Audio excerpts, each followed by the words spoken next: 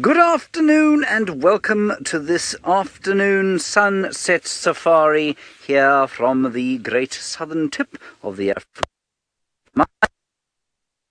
Hello. Oh, I think I've pulled out my earpiece. I'm deeply incompetent. Hello, everybody. A special welcome to the kids watching us in various schools in America. Excuse me, I must just plug myself back in again. Deeply unprofessional start. Tuckahoe, Pennington, and the other one was Great Street. Yes, well done. I hope that you are all having a good day at school there, wherever you happen to be, and I hope that this is a slightly more entertaining lesson than some of the other ones that you're having today. Don't tell your teachers I said that. Those were wildebeest over there. They still are wildebeest over there, so let's have another look at them. The other little antelope that you saw were Impala, the most common antelope that we have here. Now, please ask as many questions as you would like to during the course of this lesson. You can ask your teachers. They will then send the questions through to our final control room, where an enormous team of highly competent and terrifying women will take them and then feed them into my ear. That is an impala doing a little sprint in the couth here. Now, in South Africa, where I am, which is in what we call the eastern lowveld, so the eastern lowlands of South Africa, it's the northern parts of South Africa, which can sound a little bit confusing, but that's where we are. We're in the Greater Kruger National Park, and it's a relatively chilly 20 degrees, I'm told. I don't believe it's 20 degrees Celsius here. I think it's probably closer to around 16, which is about 61 degrees Fahrenheit. So that's why I've got my jacket on. We've gone into the autumn, and we are heading towards winter, which dovetails very nicely to Jenna's first question, which is, what is the weather like in the different seasons? Well, you know, we're relatively close to the equator, Jenna, which means that, or we're much closer than you are, which means that we tend not to have 4 distinct seasons. We have a very short spring, a very short autumn, which you would call fall, and then we have a quite short winter of about 3 months, and for the rest of the time, it's pretty hot, really. So we're having our little short autumn season now, and we'll go into winter sort of halfway through next month, and then we'll come out of it again halfway through August and go into a very hot kind of dry spring period leading up to the end of October, and then it will start to rain. And then you sort of make your way back around here to the sort of heat of now. Now we're going to go across. I'm not the only one out here. We've got 2 other people out here, one of whom is Tristan Dix. He's on the hunt for a leopardess, and he's going to tell you about that now. Well, hopefully we will be able to find her a little bit later, but for now, we've gotten a sight of, well, one of our most magnificent antelope that we get here. This is called a Kudu male, and really has probably the most incredible set of horns out of any of our antelope that we see here in South Africa. Now, as James mentioned, my name is Tristan, and on camera this afternoon I have Fergus, and it is a very, very warm welcome to all of you, as well as the schools that have joined us this afternoon. Hopefully you're going to love every minute of it, and don't forget to send lots and lots of questions through to your teacher, and she'll send them through to us. Now, these kudu that we've got lined up here, you'll see that there's the male with the big horns, and then there's a little baby at the back there that is still quite small, and so it's a nice mixed herd of females and males all together, and so hopefully they're going to help us with finding the leopard, because they'll bark and make a big sound if they do. Now, Brooke, in terms of the most commonly seen animal that we have here in South Africa, probably the impala, which is basically a small to medium-sized antelope. I would say James must have had some now when he was kind of opening things up. He would have had maybe some wildebeest and impalas there together. They're the ones with the horizontal kind of lines on them, and they are very, very common. They reckon that there are well over 60,000 of them in just the southern section, sort of Sabi Sands, Southern Kruger National Park, which is a lot of them. So they're a very common species that we see. We see them probably more than anything else.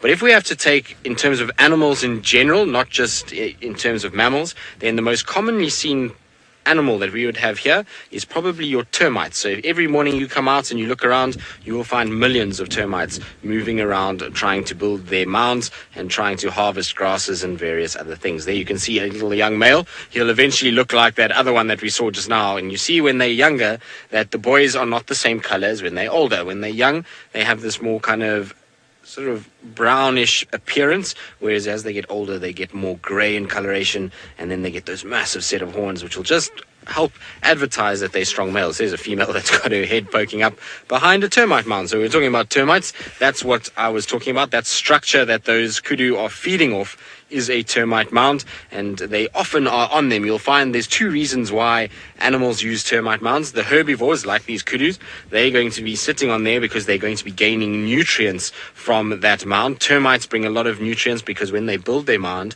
they mix saliva and feces together, and that allows a lot of fertilizer to go into the ground, and they then feed off that, and it makes them, well, they get a lot of good nutrients as opposed to the grasses around. So that's why they use it. They can also use it to spot predators, so it's a good place to be. Now, Ali, how much do a kudu weigh? Oh, look, the male's going to horn the ground. See, he does this from time to time to be able to kind of accentuate the size of the horns. They often pack mud on them. There's also a bit of a situation where they're going to have a bit of a scent marking that's on their face that goes onto the ground when they do this. Now, Wiley, sorry, I got a bit distracted there, but a big bull kudu like that, he's going to weigh close to 500 pounds. So he's a very, very large animal. Can even be more than that, can go closer towards 600, but they generally are around 500 pounds. They're a big, heavy animal with massive necks, and then they've got this massive set of horns. So, Mason, the use of those twisted horns is to compete with other males, so to be able to get mating rights. And so basically what they're doing is they're going to fight with one another, and those twists allow the boys to come together and actually get some grip to be able to push each other around in order to try and challenge for mating rights.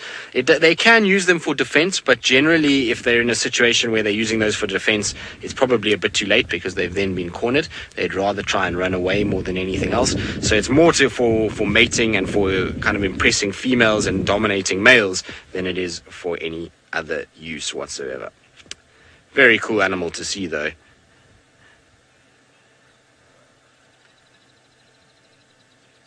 So, JD, the white fur that you're seeing on their backs is all part of their camouflage. So when they've got these little white stripes and blotches and bits on them, generally it's because these guys spend more time in thicker areas. Now, unfortunately, we don't have sun today, and so it's not as easy to show you, but when an animal is in a thicket and sun is shining, the sun that comes through the leaves and the branches causes what we call dappled light. Now, dappled light is basically patches of sun and shade. And so an antelope, if it wants to camouflage, if it has a bit of white on it, it matches those bright spots of sun, and then the darker matches the shade, and it can then blend into the environment that much better. So if it didn't have those white markings, it wouldn't be able to break up the outline of this animal, and it would be much easier to spot them in amongst the trees. You can see it a little bit when it goes behind the trees there. You can see how those whites kind of start to sort of blend in with a bit of the whites at the back, and it actually makes it a little harder to pick them up than you would normally see. So I see our little baby's full of energy and is running around all over this place and kind of going up and down the termite mound. And a little male is also practicing his horn digging. Right, now somebody else who is full of energy and bounds around all over the place is my friend Taylor McCurdy, and she wants to say good afternoon. Hello everybody, welcome on, my safari vehicle. My name is Taylor, and on camera with me is Craig, but you can call him Batman. And we are also out driving around. We're going to be heading to a city called Chitwa, which is not too far, just in that direction down there, further south from where we are at the moment. And I'm really excited, and I think you'll all be very excited as well, because there's a big dam. Huge dam, in fact, with lots of hippos, lots of birds. Maybe we see some elephants, and who knows, maybe even a crocodile. How exciting does that sound? And the possibilities of lions too. So we never know what we're going to see out on safari. At the moment it's a little bit quiet in the area that we're going through, but I'm not surprised. It's not very nice grass around here for the animals to eat. And, well, some of the leaves are tasty if you're an animal. I don't find them particularly tasty. Now, Dylan, you've asked about how many different species of lions are there in South Africa. There's only one, Panthera leo, which is the African lion that we get, but they sort of change a little bit depending on the areas that you go. Like, for instance, the lions in the Kalahari are really cool because they tend to have big black manes. That's what they're known for, and they're really big and strong. And the lions down here also get really, really big too, which is quite nice to see. I wish we could actually see some of the Kalahari black maned lions. I was lucky on a reserve that I used to work at. They actually brought them in to change up some of the genetics. And we got to have one big Kalahari maned lion. But like I said, it's only the one species, Panthera leo, which is the Latin name. Oh, speaking of lions, look what I'm going to show you now. Dylan, that you've brought up lions. Can you see those big footprints, Craig? I don't know. There they are. Let me jump out quickly. Now, as I get out the car, Denise, you've asked about what do lions eat. Lions eat meat. They are in the order carnivora. So they are meat eaters. They'll eat impala, zebra, kudu that you were seeing with Tristan. They'll eat lots and lots of different things. But their favorite thing to eat out here is a buffalo. Look how big this footprint is. Hey? It's about the size of my hand, so that must be a big male lion track. And he was walking this way. He's gone down in over there. And I believe that Steve, one of the other presenters, let me jump in, had some lions this morning on Chitwa, which is where we're going. So hopefully we'll be able to find some lions too. We'll have to have a little look for them. But that's quite far. They were seen on the southern section of Chitwa. But they were very busy. Lots of lion tracks going up and down over here. Who knows, it's been a nice cool day. And lions like to move around when it's nice and cool. Perhaps we'll see some on the road in front of us. Right, now I told you about lots of birds down at Chitwa Dam, but there's also birds out here, and James has one. Yes, I do have a bird. It's not a Chitwa Dam, and there are some 450 odd species that are found in the Greater Kruger National Park. In fact, more like 500. I'm talking rubbish. And that's one of them, and it's called a long-billed crombeck. Now, all that means is that it's got a slightly longer beak than the other crombecks, and the crombecks are all known or easily recognized, you can see there, by the fact that they have no tails. Why they have no tails, I couldn't tell you. And that thing is the size of, I don't know, a fairly large ball of cotton wool. They're tiny little birds. He's probably only about 3 inches long. Isn't he sweet? And what he's looking for is little insects that are crawling around on the bark and on the leaves of that really quite vicious thorn tree. Now, Amelia, you're wondering how close we can get to the animals before they will react to us. Well, Amelia, it depends on the animal, really. If it's a very confident male lion, you can get very close to them. You can park almost on top of them before they'll deign to move out of your way. If it's something like an elephant, well, probably not as close as that. Sometimes they will approach us as close as that. But it was quite obvious, as you saw there with the impala and the wildebeest that we saw earlier on, that they didn't want us to be too close at all. So you seldom get sort of within 100 feet or so of an impala or a wildebeest. And interestingly, you can't get close to them on foot either. They don't like us to be close to them on foot. In fact, you can get closer in a vehicle than you can on foot, which is quite interesting. Now, we've got an alarm-calling squirrel here. Now the squirrel is going because it's seen something that might want to eat it. So I'm going to see if I can find what that is. While I do that, let's go back to Tristan, who I believe is still sitting with his kudu, and they are still on their termite mound. I am indeed, because not every day that you get to sit this long with kudu. They generally are a little bit more shy and like to get themselves behind bushes, and they don't really sit out in the open. And so we've gotten towards this termite mound, and you can see 2 young boys are kind of just sitting on top, having a little look around and allowing us the most incredible views of them. And like I say, normally don't really let us get that close. But what you can see immediately from that particular picture is how big their ears are. They have monstrous ears in comparison to the rest of their head. They almost look a bit Mickey Mouse-like, don't they? And that's because of the fact that they need to hear rather then to sort of see what's going on. Remember that when I was saying earlier that these guys like thicker, denser areas where there's a bit of bush that they can hide, they'll go there and they'll try and then kind of listen rather than see. So it's important to have those large ears. The bigger they are, the more sound they catch, and the easier it becomes for these guys to kind of pick up predators and to make sure that they have a situation where they're able to stay nice and safe. Now, there's a beautiful bird that's just landed there, Ferg. By the hinds, that's Kudu on the left-hand side, the female, not the male. There it goes. So it's flying up. So it's a lilac-breasted roller that has just come down and was hawking insects from the back of the kudu's legs. So the kudu, as they move, look at the color on that bird. Isn't that incredible? So the back of the kudu's legs will have disturbed insects, and there'll be things like little crickets and grasshoppers and those kind of things in the grass. And as they get disturbed, this bird will come down and grab those and then grab and feed off them. So when there's these kind of antelope species around, it's vitally important that birds follow them, because it makes life much easier in terms of hunting, particularly insects that are very well camouflaged. So a lot of the grasshoppers and crickets and spiders and those kind of things hide out very well in long grass, but when the animals come, then obviously they have to fly away because they get kicked or they get hit by an animal, and then that allows these guys to see them and swoop down and grab them. So it's a very clever technique that they've got. But they are really one of our most beautiful birds that we have here. They are here all year round, and you'll see that they have the most electric blue wings. So you see on their tummy there's this kind of lightish blue. When they open their wings out, and if the sun is shining, they get these really kind of electric colored wings. There we go. See as it goes down? Beautiful, isn't it? Now, it's obviously found something there, and it'll take off again. Once it's found what it's looking for and eaten it, then it should take off, and we should be able to see those wings again, the beautiful colors on them. They like to go back to the same perch when they are hunting. So they'll fly down, eat, and then back to the same perch, then fly down, eat, back to the same perch. So I'm pretty sure we will see it fly again. We just need to be a little bit patient. I know it's hidden behind the grass. There we go. So off it goes, and it's gone and landed on that side. Very, very pretty.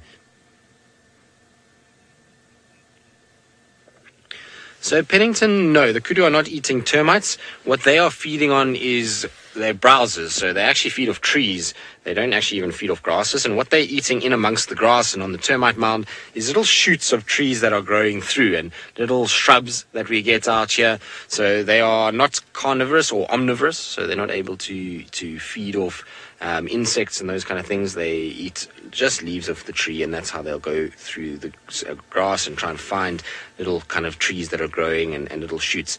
After the rains like we've had over the course of the last few weeks, it's often a good time for them to find young little plants that are full of nutrients and nice and tender. So they're easy to eat. They don't have much wood on them, which is very difficult to break down for a kudu. So there's the female there.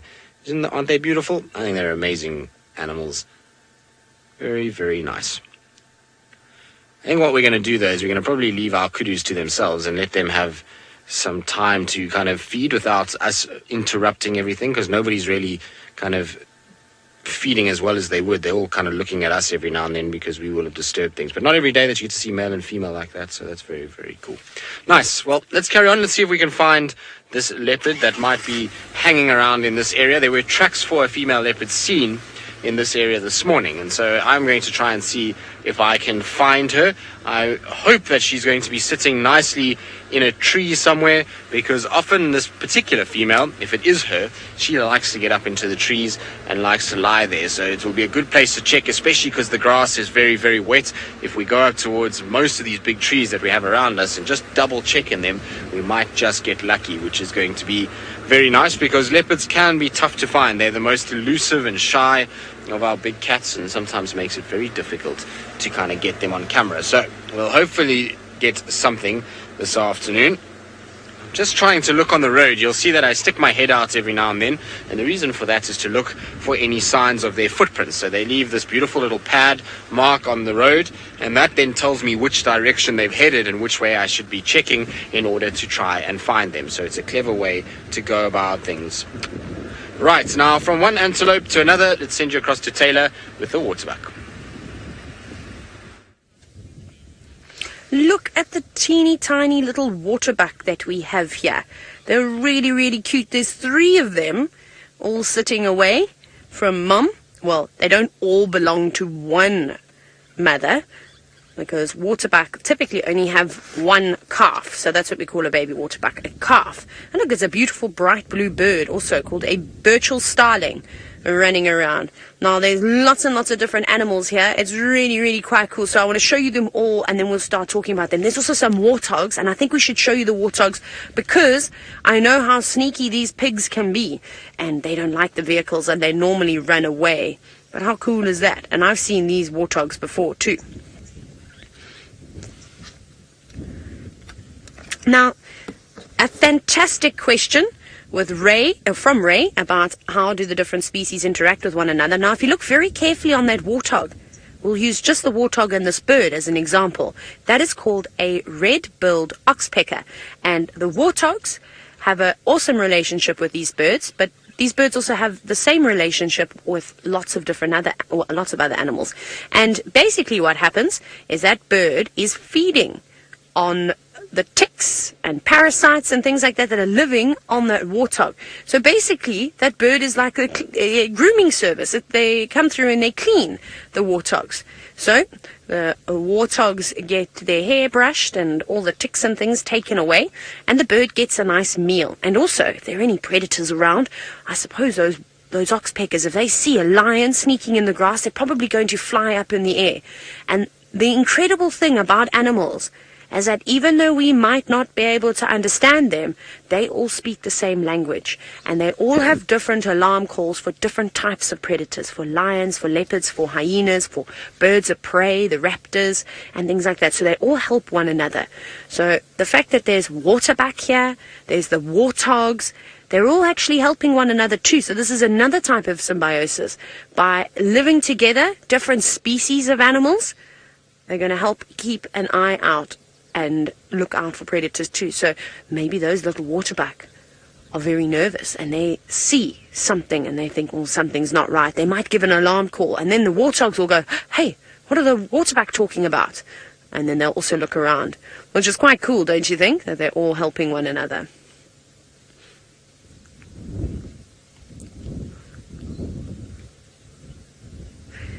Now, another question from Dylan, or perhaps it's a different Dylan.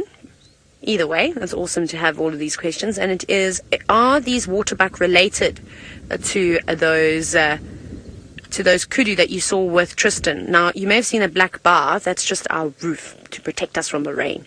Luckily, we don't have any now. So they are an antelope, but they are not in the same family as one another. So they're different types of antelope. We might see some Niala or some bushbuck, which are related to kudus, but the waterbuck isn't.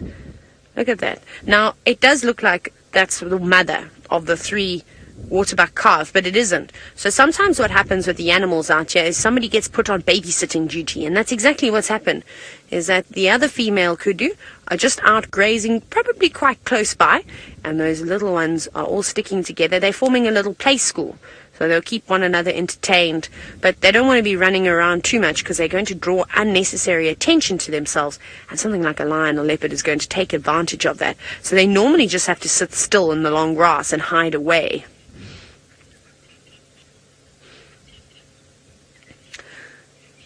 Now, Reeves, none of the animals that we're looking at the moment are endangered. Not even that little Burchell starling that's hopping around on the ground. You can see there.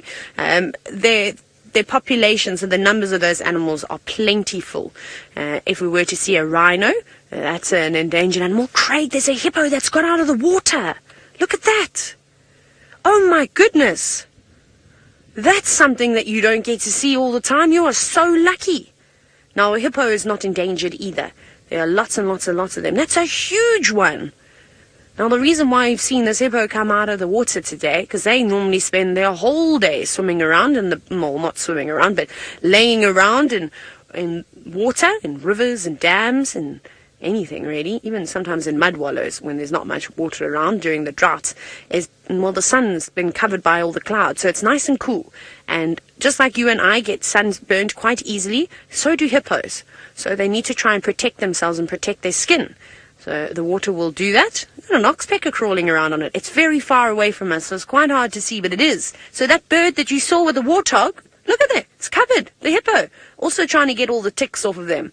Oh, What you going to do now, Oxpeckers, because you don't like to swim? Oh, opening its mouth wide. That's so cool. Showing you its teeth. There's another hippo. Very, very lucky. Oh, wow. Now, they can open their mouths more than about 3 feet. Can you imagine? That's how big the gap is between the top and the bottom jaw. Especially a fully grown hippo like that. Wow, you're so lucky to see something like that. First seeing relaxed kudu, and now seeing hippos out of the water. That's amazing. Well, I think what we'll try and do is try and find those lions next, and go and enjoy them. But let's jump back on board to James's car and see what else he's got to show you. Well, I'm very pleased that Taylor's had some luck. You've seen some nice animals with her. And now I'm trying desperately to find some other animals and the thing that those lions like to eat the most. And those are, of course, buffalo. And I had some tracks of buffalo around here, so we're just having a look to see. Hello, Sydney. The oldest animal that we have at the park is me. I am 105 years old. I don't look it. That's not in fact true, Sydney. There's an Impala. Let's just go back a little bit. It's a young male just coming into his prime. Sydney, the oldest animal we'd get here would be a very old elephant bull, probably.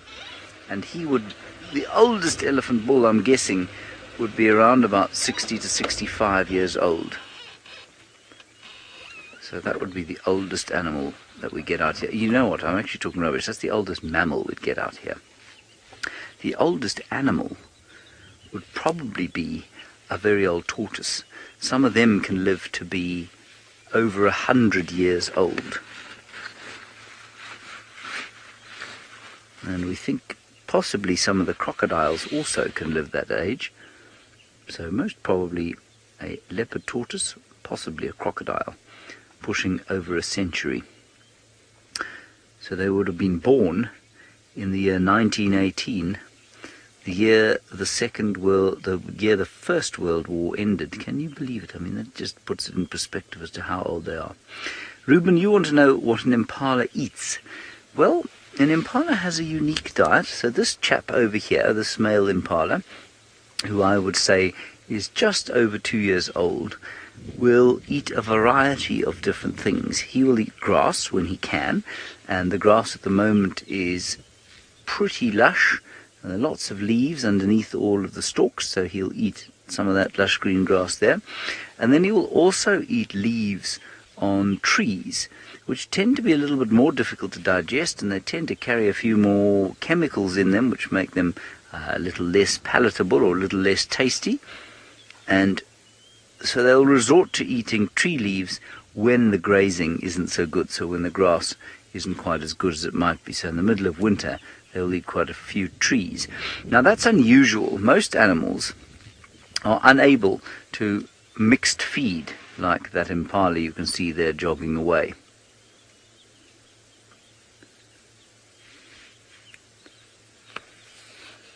Right, so that pole in the way, by the way, is just a pillar because we have got a roof on it. It was very rainy today. Herbie, just stand by, I'm live. I'm just getting on the game drive radio there. And obviously none of our equipment works very well if it's wet. Now, Sophie, if we look at this impala again, you want to know why he's constantly shaking his tail and his ears. Well, I want you to imagine, there he is, I want you to imagine that you are standing next to an enormous pile of deer or horse dung, and imagine the number of flies there are around that dung. Now, you'd be swatting away with your hands. Now, an impala, of course, does not have hands. This impala is inescapably short on hands. He's got ears, and he's got a tail to flick around, but he can't waft the flies away with the tops of his hooves. And so that's why they can shake their skins and move the skin. There's a fly, you can see on there, is it? Yes, it is. Is that a fly? No, it's a stick behind him. Anyway, there are lots of flies and ticks and fleas and parasites and things that exist on the impala skin, and so they can shake the skin completely unlike you and I can. They can move their ears and shake them around. Obviously they move their ears to be able to hear in all directions, and then flick their tails to move ticks and flies off their bodies. Now that is the most common antelope that we get here, and those are the ones that we had at the beginning. Now I've got a very loud radio in my ear. I'm not sure, somebody's waffling along, so I think we're going across to Tristan, and I think that he is going to show you some footprints in the sand. We are indeed. So these are the footprints that we're looking for, except not for a leopardess. These are footprints for a male leopard. So this is for a boy that walked around during the course of this morning. Unfortunately, there's a bit of rain that's fallen on top of them. Now, I'm going to show you why that we call these a male leopard track and not anything else, because there's a few easy ways to sort of tell whether or not they are a leopard. So the first thing is that if you have a look at the toes in front here, you've got 1, 2, 3, 4 toes that are quite nice and round, or oval shape, should we say, and there's no evidence of any claw marks on the front. Now, if it was a hyena, those toes would be packed very close together, and you'd have a situation, and I'll do it for you, where you'd have that, where you get like a banana shape on the toe because the toes are so close together. The other thing that you'll have with a leopard is that at the back you've got 1, 2, 3 lobes that come down at the back. A hyena would only have just 2 like that. Now, these particular tracks I was saying are before the kind of heavy rain. After the heavy rain, but we still had a little bit of soft rain on top. And I can tell you that because if you look at this track here, it's kind of clear because of the deep sand. But if I make a new track, look at the difference in that track. You see how crisp the edges are. There's no sort of decay of the edge at all. The edge hasn't sort of crumbled, and all the stones inside will be nice and sort of smooth, and they would have been compacted in. Whereas this one, there's a few little loose ones from where raindrops have hit and disturbed the particles of sand. So it's most definitely from sort of during the course of today. Hopefully we'll be able to find him. It must have gone kind of southwards, and sometimes this male, either he's going to cut a little bit further to the east, or he's going to have a situation where he's going to cut further south. If he cuts further south, we're probably not going to be able to find him, but if he goes more east, then that's a good sign. Now, his favorite prey animal is actually just in front of me here, which I will show you shortly. There we go. So, Lucy, they reckon that in the Greater Kruger National Park, there is about 1,000 leopards. But I think that's, 900 is actually what they think, but I think they're a bit short there. Just in the Sabi Sands section of the Kruger Park, which is 120,000 of the 8 million acres, there is about 100 of them, or just over 100 of them. So there are quite a few of them in this particular section, and it's one of the best places in the world to find leopard. And so a lot of people travel from all over the world to come and see leopards. Now, I was saying that this is one of their favorite prey animals. These guys in front of us are called warthogs. And the warthogs are an animal that spend a lot of time in open clearings like this, particularly on grey overcast days, because they know that if they're going to be hunted, and being in the thickets is not going to go very well for them. So they prefer to be out in the open like this, and they're able then to see what's going on and make sure that they don't get themselves caught by a leopard. And so they'll move around here, and they use their big nose to dig up bits of roots and tubers and grasses, and that's what they're going to feed off. That's their favorite kind of thing, is all the little grasses that are growing. And at this time of the year, because there's so many seeds on the grass, you'll find that they actually don't spend as much time digging as they will in the winter. But it's basically a female with her sort of litter from not last year, the year before, and then her litter from last year. She normally gives birth around October.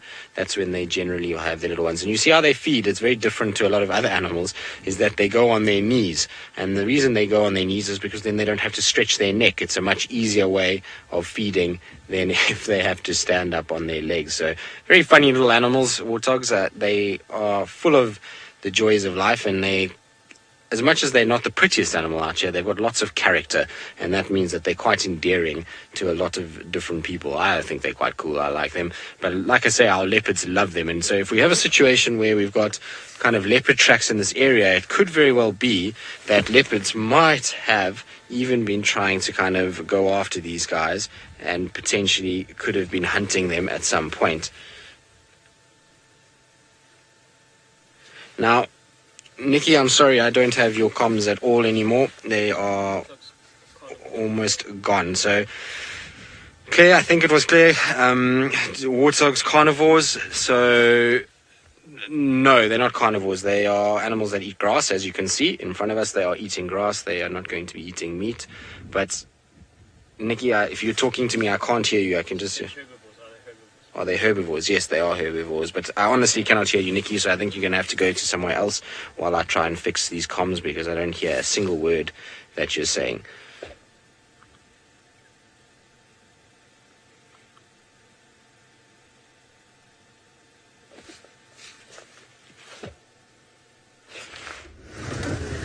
Sorry about that, everybody. It seems as though there were some gremlins. Now, I hope you're excited and ready. I don't know if we're going to be able to get a view because we've got our roof on, but I just saw a pair of raptors known as African hawk eagles, and it looks like they were eating something in the tree. So I don't want to disturb them, but I also don't know if we're going to be able to get a view with this roof. So we're going to have to try and be as quiet as possible. Craig, what's best? This side or off the side of the car?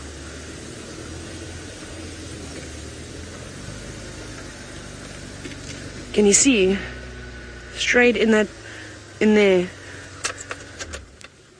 we go. Look at that. That's so cool. Now, you can't really see it, but I don't want to get too close because I'm going to disturb them. But it has got a meal. I don't know if it maybe caught a squirrel or if it was eating a scrub hare. I have no idea. Maybe it was eating another bird. But it has got something. And there were two of them.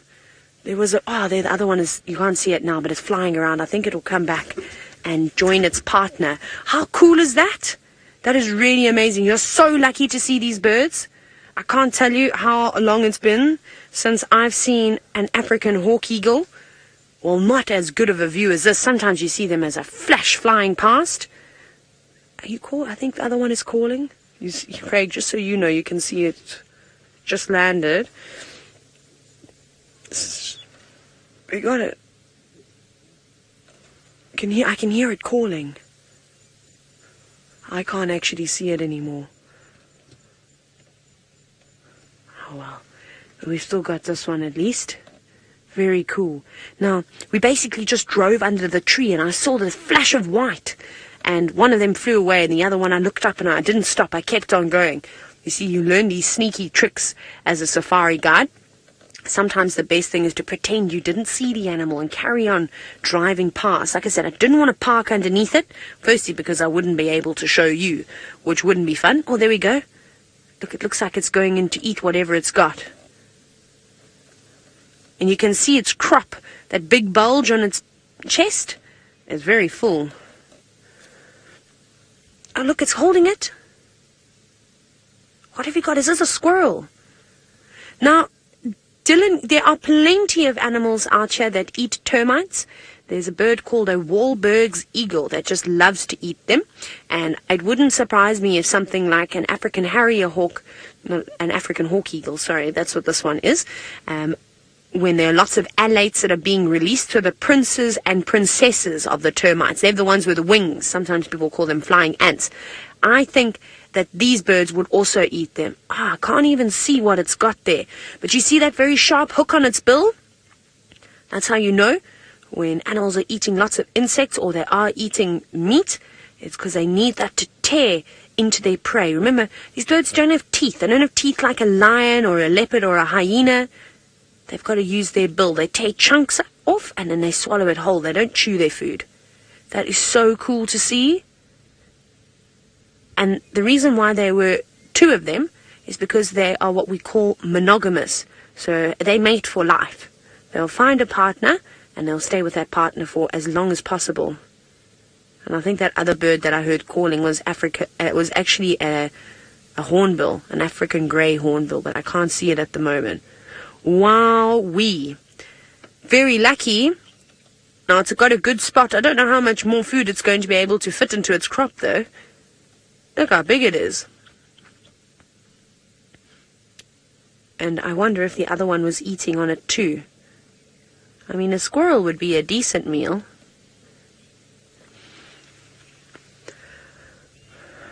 Jenna, I don't know if these birds have a nest.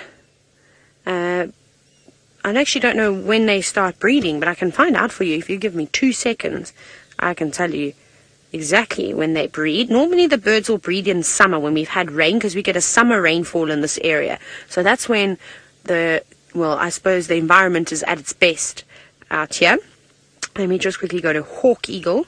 Sometimes it's hard for me to concentrate. African hawk eagle. Okay, let's go and have a look. So I'm going to guess around October, November is when they normally breed. Let's see. General habits, no. Nest, laying dates. Oh, wow. Actually, I was wrong. They start breeding from April to August. Okay. That's very cool. That's quite interesting. So they are breeding not in the rainy season. So there we go. They could have a nest and they could have eggs. They wouldn't lay more than about 2 eggs, and probably only 1 chick would survive. It's not an easy life. And these big birds, they make platform nests. So just lots of sticks wedged between some trunks. Now, Parker, the biggest bird in South Africa is going to have to be an ostrich. I think that's going to be the one. That is the biggest. However, we've got some other really cool birds. We've got a Goliath heron, which is the biggest of all the herons. We have also got Kori bustards, which are the heaviest flying birds that we get in South Africa. How cool is that as well? So there are lots and lots of big birds. And then we've got massive eagles, martial eagles, which have got huge wingspans wider than the length of a door. How crazy is that? So there are plenty big birds, but the ostrich will take the cake in this case.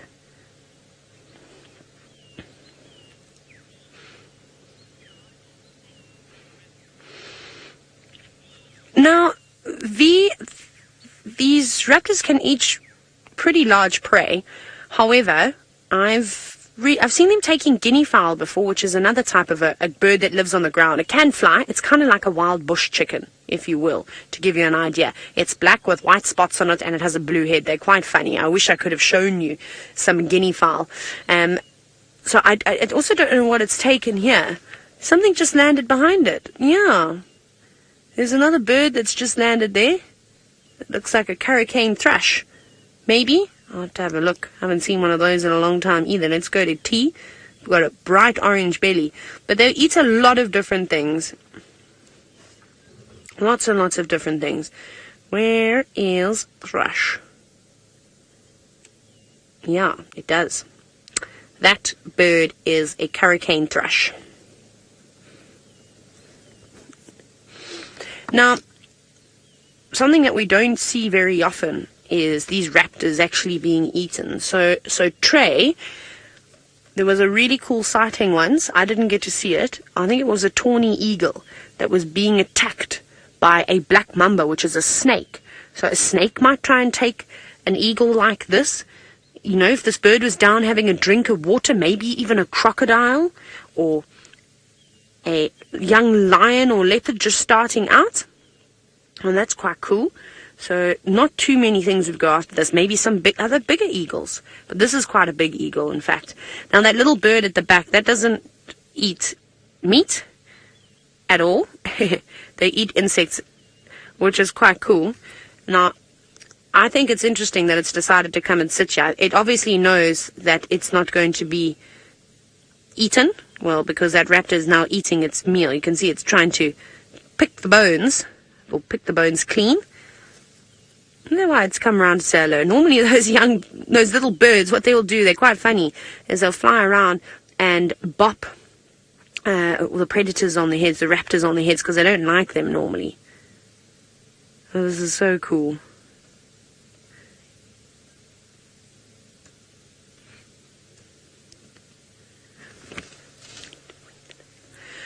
Awesome. Well, I hope that you've enjoyed this school drive with us today. Big thank you to Great Neck Middle School, Tuckahoe Elementary, and Pennington Middle School for joining us today. It's been absolutely wonderful, and I think you guys got to see a whole bunch of different animals. But remember to do your homework, listen to your teachers, eat your vegetables, and all those wonderful things that I'm sure your parents tell you all the time. But from all of us here at Wild Earth, we hope you have a wonderful day, and we will see you all soon. For the rest of you, I'm going to send you across to James. Hello everybody, there we have a white-backed vulture flying, and very odd that it is flying, of course, in this sort of weather. The reason that it is flying, of course, is not because it is frightened of me, but Herbert. Herbert is out tracking at the moment, and he didn't know that we were looking at the vulture, and the vulture flew away.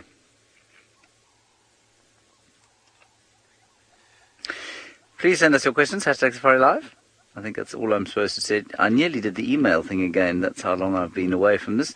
Rather, use the chat stream on YouTube as well, if you would like to. Send us any questions you like, and we'll do our level best to answer them for you. Herbert, where is Tundi? The last tracks are coming this way. Last tracks are coming this way. I could easily have driven over them, but I don't think I have. No, thank goodness. Well done. All right, where would you like us to go?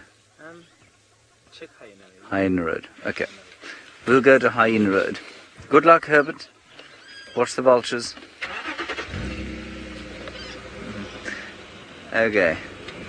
Thank you very much for your kind words of welcome back to Juma, where I cut my teeth in this live game drive malarkey that we call work. I am, of course, I forgot to mention this at the very beginning, reunited with Vium on camera. There is his unusually long thumb, and we will be together again on walk tomorrow, which will be quite fun, won't it, Vium? Yes, you see, he sounded very enthusiastic about that. Unless it's raining, in which case we will be in the romance of the tent. Very nice. My thumb is normal size. Good. Okay, well, there's some birds. Let's have a look at them. Vium, try not to film the pole. It has been a little rainy of late, and so we have had to put the roof on. There's a starling. And as I was teaching my new friend David Gitu, who you will meet shortly, we might actually be bringing him to South Africa very shortly to drive here. He's one of our Kenyan guides, our first Kenyan guide. I was teaching him, of course, they look black in this light because they aren't in fact blue. Now, to those of you who have never heard of starlings before or watched them, that might sound like an utterly ridiculous statement. They look black, but not blue. Well, yes, that is true. They don't have any blue pigment on them, and all of the blues and greens and purples and reds that you see on a starling are in fact the result of iridescence, which, if I'm not mistaken, is a sort of trickery played by crystals of keratin. Is it keratin? No, it's not keratin at all. It's, yes it is. Is it? I don't know, I've forgotten. Anyway, there are a whole lot of different sort of black pigments interspersed with white chambers and crystals that give off those beautiful blue and purple and green colours. I can't believe I've forgotten that. Okay, now we may lose signal briefly through here, so I'm just going to drive slowly. And while I figure out what I'm talking about, let's go back across to Tristan and find out where he's going, because apparently he's just driving. Well, we have been driving, and we've been trying to kind of find out what's going on with these leopard tracks. Tracks for Hukamuri, who I think is Hukamuri, going south into Hoffman's, as I thought they might, given where we were. But then there's tracks for Shadulu all over the place, or a female leopard. I don't want to say Shadulu without seeing her, but all over the place on Gari Main, going north, south, east, west, and there's some coming up into Juma, which I think are tracks that Taylor found this morning. in this general area and going up towards sort of Philemon side. So I want to just go and do Rebecca's around and just check if we can find anything. The freshest tracks that I could find by the looks of things were on Gowrie Main that were after the rain, but unfortunately completely destroyed by about 4 billion vehicles that have driven all over the top of that. It's got to be one of the busiest roads, and there's cars now at this time, lots coming in and out with all the transfers, so not ideal. So I thought before we went to Rebecca's, we'd come and check Treehouse, but Treehouse, there's absolutely nothing going on here. It is as quiet as ever, and I didn't expect much to be happening given the conditions that we've got. We've had rain, it's cold, it's overcast, and there's more than enough water in the bush for the animals to come and drink. They don't need to worry about coming to a water point like this to be able to drink. Let's carry on. Earshot, this is South Africa. We are in the northeastern corner of South Africa in the Sabi Sands Game Reserve, and so we are in South Africa, that is for sure. Well, I hope we're in South Africa, otherwise I'm in the twilight zone and we have been taken somewhere and tricked. But no, we are in South Africa, and one of the best parts of South Africa, in the low veld.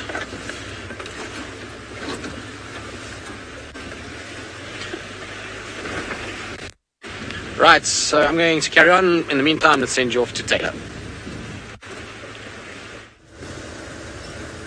Right. Guess what? We trying to find the lions, but we're doing all sorts of other wonderful things.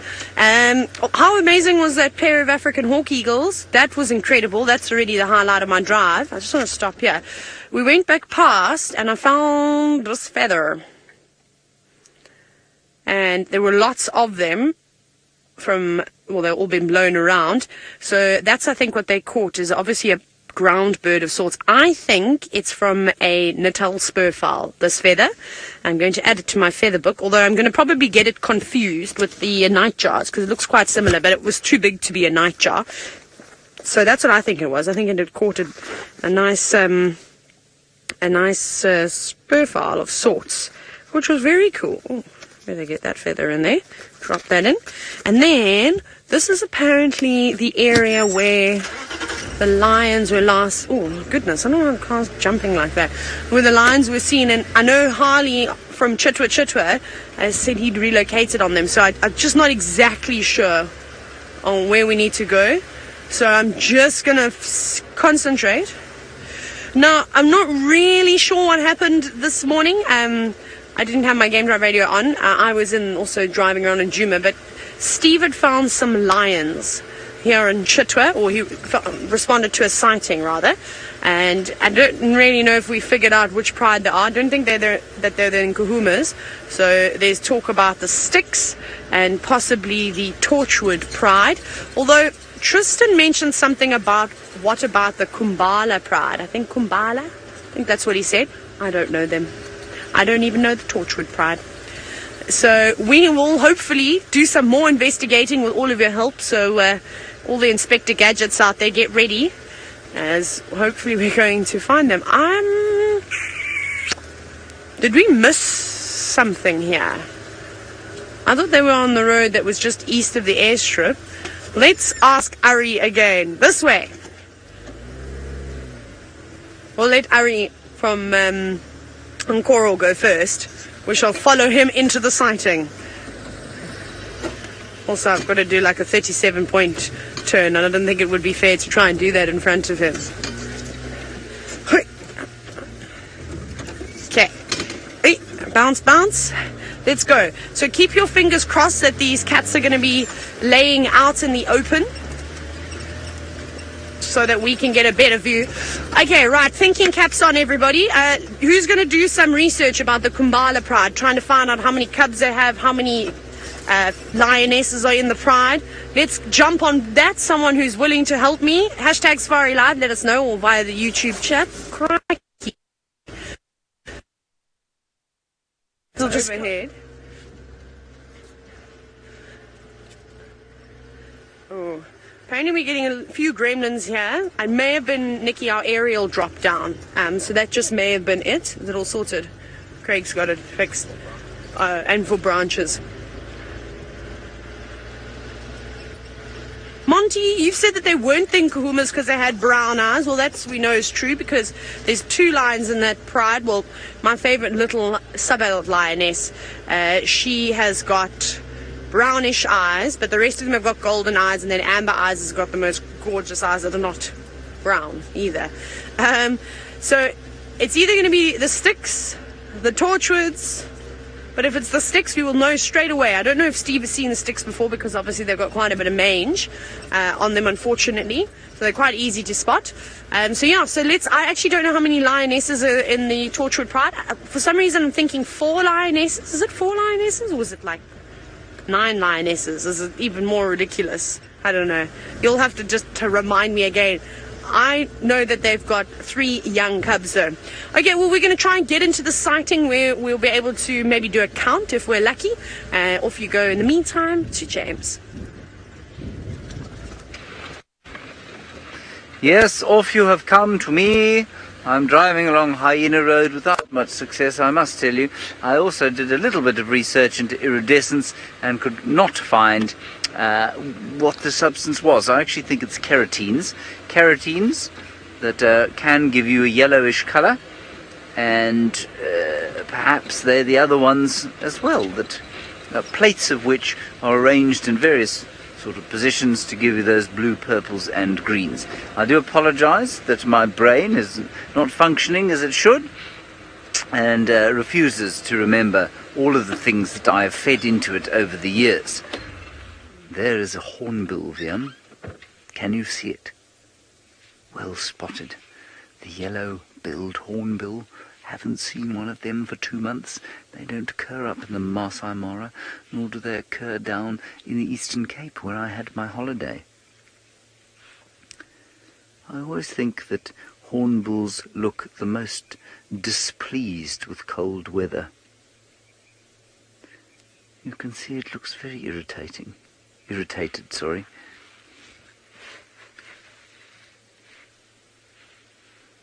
Puffed out feathers. And while Nicola, who's directing this evening, tried to tell me it was 20 degrees Celsius, which is round about 70 degrees Fahrenheit odd, I beg to differ with her. I think it's much colder than that. I think it's probably about 61. And that's why they've got all their feathers puffed out. They've found something to eat on the ground there. Let's go and have a look. Probably termites.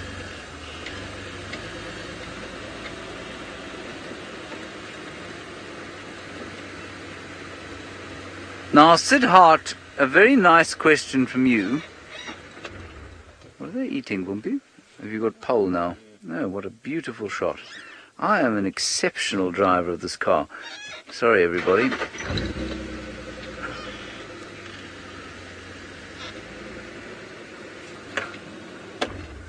Let's see if he won't come down and start eating again. I'm going to be very quiet while I answer Siddharth's question. Siddharth, you say, where have all the elephants gone? Oh, yes. The elephants, Siddharth, have gone, yes, absolutely. Where they've gone, well, no one knows. They go all over the place, of course. The more interesting question, I suppose, is why have they gone? And I think the answer to that possibly lies, and this is purely my own sort of little theory based on what I know about the little I know about trees and giraffes. I think that elephants come into an area like this and, they have a fairly devastating effect on the vegetation. Now, we know that vegetation can communicate. Certainly trees of the same species do it with pheromones, and there's a lot of evidence to suggest that trees that are not of the same species can give or can communicate under the surface of the soil through fungal mycelia, like a sort of internet web. That's quite interesting. You can look that up. It's very sort of almost unbelievable, really. And I wonder, because elephants do come in there everywhere, and then suddenly the next day they're gone, and you don't see them for a week or two, and then they come back again. And it's not like there's one elephant every so often. They're not sort of evenly distributed. They're either here or they're not here. And I think that there could easily be some kind of sort of localized and large-scale localized vegetative response or vegetation response to all the trauma that the elephants bring upon an area like this because they have to eat so much. And I wonder if all of these trees out here don't start producing their chemical toxins when the elephants are around, and eventually the bush becomes almost unpalatable to the elephants, they move off to somewhere else, these trees start to or cease producing the chemicals that make them distasteful, and then the elephants come back. So I'm guessing there may be something like that happening, but I'm not sure exactly. There appear to be plenty for elephants to eat around here, so why they should all have moved off, I'm not sure. But also, when the weather's like this, they will go to the bush where they're much more difficult to see. Alright, my signal isn't good. I'm going to get on this dam, but while I do that, back to Taylor and these tree ponds. And something. Sorry, having a little chuckle there. So we've followed Ari in, and we've now got the lions, but unfortunately it's not the greatest view, as you can see. We will try and do a little bit of repositioning at some point to have another look, but that's kind of all we can see. I don't know what they killed this morning. I'm not sure if Steve saw what they killed. I think he had an even worse off view. I can't tell you how many lions are in this pride, which ones are females. So before you all start racing and asking me those questions, I can't tell you. I don't know just yet, because what you've seen is the view that we've had. All I can confirm is I've seen one sub-adult and 2 lionesses. That's it. But there was a pile of them. They did get up just a moment ago. They were holding a skin of something and then ran in sort of that direction. And so hopefully at some point we are going to get a better view. But like I said, they could be any lions right now. There could be a big male in there and I wouldn't be able to tell you, I'm afraid. Yeah, so we'll just have to wait and see. Hopefully they keep the sighting a 2-vehicle sighting, because it's not really nice. I mean, this is the view. There's only one nice view for one vehicle, and then the other vehicle kind of has to take a little bit of a sort of step back. But anyways, I hope you've done your research to try and find out who they are, which will be quite nice. And there's one coming through now. So Puma, you've said that the lions from the Sunrise Safari did not seem to look like they had any mange. Okay, well then that's very easily going to rule out the sticks, because the last time I saw the sticks was about 3 weeks ago. They came charging in and chased Kuchava, who is a leopard, a young leopard, away, and they stole her kill, which was quite insane to see. And what does that sound? It's actually a truck. Sorry, I had a moment. I was like, what bird is calling in the distance, going beep, beep, beep? And it sounds like a big TLB, a big machine of sorts reversing. It is one. Maybe down at Cheetah Plains, because they're building a new lodge around there. So then it's not going to be the Sticks Pride. Like I said, the sticks are very, very easy to see because they're fairly major. Oh, wonderful. There we go. Let's quickly get the view here. Hello. So there we go. Who is it going to be? Now, I know the Torchwood Pride had some older cubs that, I can't remember. I've never seen the Torchwood Pride, unfortunately. There we go. Thank you so much for sitting down behind all those trees. That's very kind of you, little lion. I actually don't know how many members are in the Torchwood Pride, except for the fact that they have 3 new cubs. Hang on, let me find my book. Sorry, I'm just shuffling around. Maybe I made a note. Let's see if I can find... I'm going to go way back when, hey? Back to 2016. Here we go. Throwback Wednesday. That's not a real thing. Let me quickly page through here. Leopards. Pretty sure on the page before. Matumbas and kahumas. No. I've got nothing on the Torchwood Pride. I'm terrible. I've got lots on lions. I mean, lots on leopards. Anyways, so maybe you can tell me how many lions are in the Torchwood Pride. Again, I don't know how many lions are actually here. We'll try and get a better position at some point. Okie dokie, off you go across to Tristan to see if he's had any more luck with those leopard tracks. Well, no, Taylor, we're having very little luck. The roads are so hard, it's almost impossible to see tracks, even the ones that I know are there. So there's the track that we heard earlier that's going down this road. I was hoping to maybe see if I can find any signs of the female, but nothing. It's just the male track that's busy walking down this side. But in terms of the Torchwood Pride, it might be them. It's either them or the Kambula Pride. So the Kambula Pride I've seen before on the nets, which is the Mangan breakaways. And they've been on Mala quite a bit, and so it could very well be them that are in that area. I think, I'm not 100% sure, but that's kind of roughly where they came out, was the nets just sort of south of Chitwa, so it could be them. And they've got a few cubs in their pride as well. But if it is the Torchwoods, as far as I understand it, the Torchwoods and the Nkuhumas are related, so they come from one or another. I can't remember if it's Nkuhumas from Torchwoods and Torchwoods from Nkuhumas. And in terms of numbers, as far as I understand it from the guys, there's 4 adult females in that pride at the moment, and then there's, I think, 10 cubs in total, 10 sub-adults, but they're all about 6-7 months as far as I hear. So that's what it sounds like when it comes to the Torchwood Pride. Might be wrong and might not know. I mean, like I say, I don't know much about them. I'm just going off what I have managed to get from some of the other guys that have seen them quite regularly. So I asked Rexon and a couple of the others just for their opinion.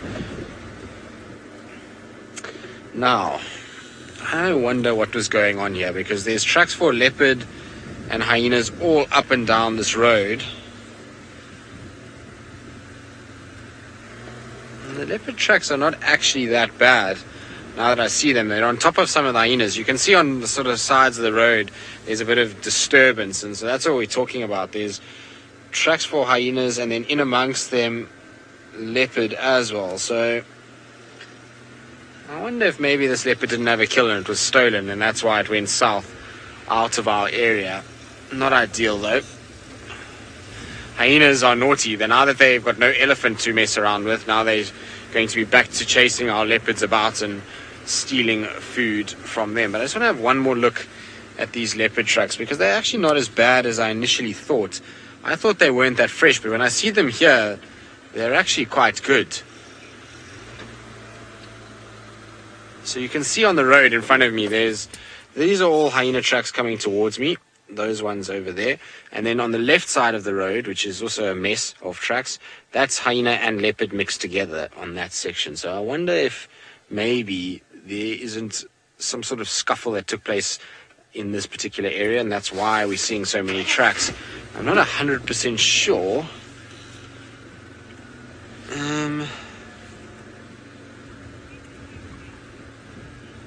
But there's definitely leopard mixed in with these hyenas, and it seems as though they all kind of went after each other. But these tracks are actually fresher than I first thought. They're pretty good. So let's see if I can maybe double check exactly what happens here. And while I do that, let's send you back across to James. That's Biffle's Hook Dam. I have never seen so many hippopotami in this waterhole in all my years here. All 3 of them, yes, 3 is what I said. I have never seen 3 hippopotamus here, but now Nicola has just ruined my day by telling me that there were in fact 6 here. So let's go away from the hippopotamus and across the dam to the worst parents at Juma. There are the worst parents at Juma. Can you see them? They're behind that pole, aren't they? There they are. Now I call them the worst parents at Juma because I have watched, I'm assuming, the same pair of geese fail dismally to raise, I think, even 1 to adulthood. They seem to get taken out by all manner of predators. Those little goslings. Oh, that's too sweet. Come on, go and look after them. That's Dad up front, Mum just behind. All that quite cold, wondering why it is that Mum and Dad want to swim at this time of the day, with weather conditions like this. There you can hear one of the only 3, sorry Nicky, Hippo calling there. I wonder where the other 3 are. Little thickney that flew across there. Look at them all. How many? 1, 2, 3, 4, 5, 6, 7, 8. Would everyone agree? 8 goslings. 1, 2, 3, 4, 5, 6, 7, 8. Agreed. Everyone agrees that it's wonderful. We have agreement.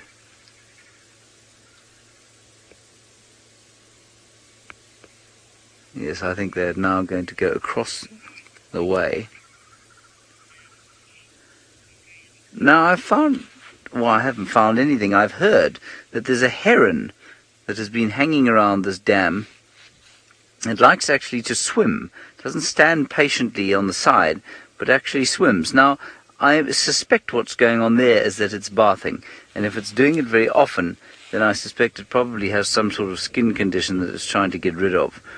But of course, almost all birds, if it gets hot enough, will get into the water they might take a dip in the water if it gets very hot. And I don't see why a heron should be any different. But I don't think it's been that hot up here, has it, Liam? Humid.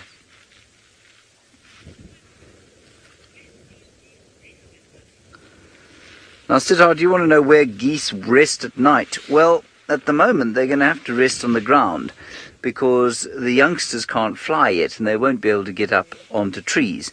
But these geese, which are not strictly geese at all, apparently they are ducks, normally nest in trees. So I suspect when they are not sort of looking after babies, they would roost in the trees. And in fact, they may roost in the trees regardless and leave the babies on the ground, just to sort of hide and hopefully stay safe.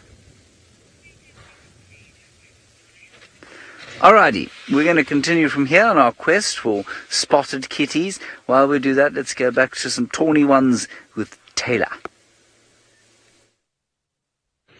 We are still sitting with the cats. The view is improving every now and then. I can't tell you how many lions are here yet. However, I can tell you what they ate. They ate in Niala, because we saw the horns that some of the youngsters were playing with. Now, these sub-adults that are in the Pride kind of look like round about the age of what the Nguhumas are. So, almost 2 years old. Oh, hello. Beautiful eyes, hey? And there's a few lion here. There definitely are a few lion here. But I don't, if it is the Torchwood Pride, it's not the entire Torchwood Pride, that's for sure. I think the last time I remember, I'm sure there were like 7 lionesses or something silly, like a lot of lionesses. And then they had like 10 cubs back then. This was like a year ago. Ah, there we go. Ah, amazing. Angela, I think I guessed correctly. You've just confirmed. You said that there were 7 lionesses and 10 sub-adults. Well, that's kind of like how I remembered it last time. It was a lot of lionesses and then quite a few sub-adults too. Remember, they have had some new cubs though, one of the lionesses, and Ari confirmed that they crossed into the Kruger Park. And on that happy note, we're going to quickly pinch his spot before somebody else can take it. Go, go, go. So, thanks Angela for that fabulous information. I'm just gonna... Oh. Ow! I'm getting... Wait, sorry, Craig. Just driving. There's so much monkey orange around here. Okay, here we go. Now we're gonna get a deal. Hi! Just gonna watch, Craig. How's that fun? There we go. We've sort of got a better view now. We can see a few more. But again, unfortunately, I do not think we're going to get an accurate count today on these cats. Well, and that's because of the vegetation that's surrounding them. But there we go. 1, 2 lionesses, or adults at least, and 3 sub-adults surrounding them. So I don't know who this pride is. Like I said, I've never seen the Torchwood Pride before. I don't know any of their distinguishing features, I'm afraid. And so it could be anything. It could be a pride from a little bit further south of where we are at the moment. I mean, they could have come from Londolozi. They could have come from Singita. These cats could have come from anywhere. What I'm going to do... Oh, they smell fabulous, though. I'm going to do Sabi sand map, just so I can bring it up. We actually should get one printed and laminated so that we can show you all the surrounding properties. Yeah, they're definitely not the sticks, though, that's for sure. I can confirm that. Not the sticks, not the Nguhumas. Who are you? Who are you? Who? I bet you're all going to have that song stuck in your head now, hey? Okay. Sweet. Let me show you. I'm going to try and... Wait. I've even got it right there. I'm just quickly saving a map so that I can open it nicely on my phone. What's happening at the moment, Nathan, is those lionesses were grooming one another and specifically targeting the ears. As you can imagine, it's a perfect spot for ticks to sort of congregate, and on your own you can't clean your own ears. But when you live in a pride, and lions are very social, which is why they're one of the most successful cats in Africa, is and they'll help one another out. And what better way than to strengthen the bond between the members of a pride as grooming one another? It's like this, maybe giving your brother a massage or plaiting your sister's hair, you know, things like that. That's for them. Playing and grooming one another is very, very important. A pride that has got a good relationship with one another will be more successful at hunting. So what I'm going to do is I'm just going to open up this map so that I can show you, just to show you how many different properties. And we've seen how these cats can move.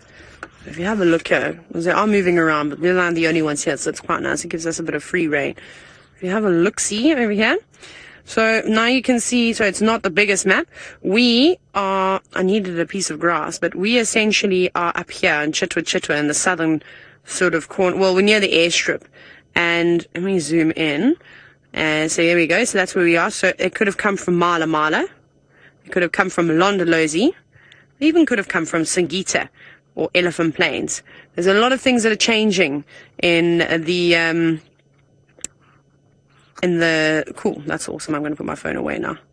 In the Sabi sand. So many different things happen. I think I might have to get that map printed actually, but a clearer version. That one didn't load properly. I just did it fairly quickly. So they had an Niala.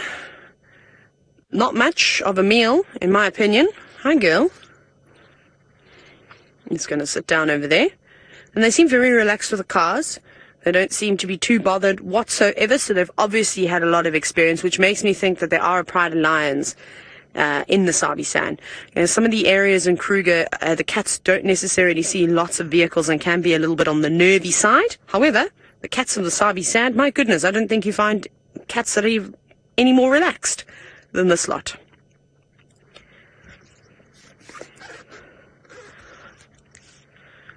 Now, Matt, not really. This isn't really the Nguhuma Pride territory.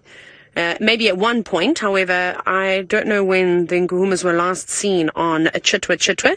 This is actually the Styx Pride territory. They hang around here the most. The Styx Pride also sort of do every now and then venture into sort of Londolozi. Then they go to Vessels, Annette's, Little Gowrie. They go on to Arethusa. At one point they were in Elephant Plains. And then the Nguhumas normally hang around on Juma. They pop into Torchwood, Buffels Hook, Manuleti, and also again sometimes they do also go into Arethusa, but I don't know how often they're going there. And Simbambili is another spot that the Nguhumas sort of like.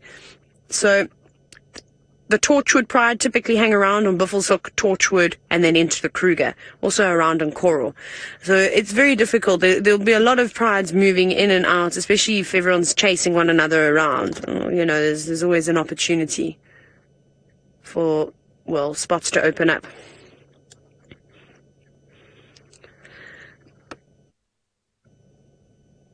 Now, Nathan and Paul both asking very similar questions, basically about why have the lions come to the spot, you know. So it's hard to say. If I knew which pride it was, I'd probably be able to give you a bit more of an accurate answer. But because we don't know and it's still lingering in the air, it is hard to say. Perhaps food availability, that could be one thing. Pressure from another pride, that could be another. Maybe males, new males coming into the area, and if there's young cubs, they want to move away, kind of like what we did see with the Nguhumas running about. That could be another thing. So the possibilities are endless, but it is just difficult to say until we can figure out exactly which pride this is.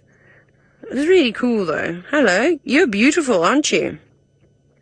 She reminds me of the little once floppy-eared lioness of the Djuma Pride, but it's not her. She's got a very scarred up face, but she's got very similar colour eyes. So it's all quite cool, hey? I don't know. Anybody got any ideas? I mean, like I said, I don't think Safari Live has ever actually spent much time with the Torchwood Pride either, so it's difficult if you haven't seen them. So for a lot of us, this is a new Pride Alliance. I don't even think Brent has seen the Torchwood Pride. I think he said he hasn't seen them before. So obviously when we're spending lots and lots of time with the same groups of animals, we pick up the distinguishing features. It's virtually impossible. I did pop onto the Torchwood Pride Facebook page. I had a little look, but unfortunately there's not much information about how many members there actually are, and maybe it's because I was on my phone. If I go onto a computer, it might give me some more information, but from what I could see, it's just sort of posts of where they've been, and the last post that I saw was the interaction that they had with the Nkuhumas. Maybe the Nkuhumas are putting pressure on them, if this is the Torchwood Pride. And now extending up into their territory, going a little bit further east, and now they've gone, well, there's a little gap here. So who knows? It's a mystery. It's a very cool mystery, however. A very, very nice one. But like I said, one Niala bull, not a particularly big meal, just a little snack, a little taster. Very cool. Right. Well, we're going to try and move around and see if I can do a bit of a count now that they've settled down. Off we go to James, who's got a raptor.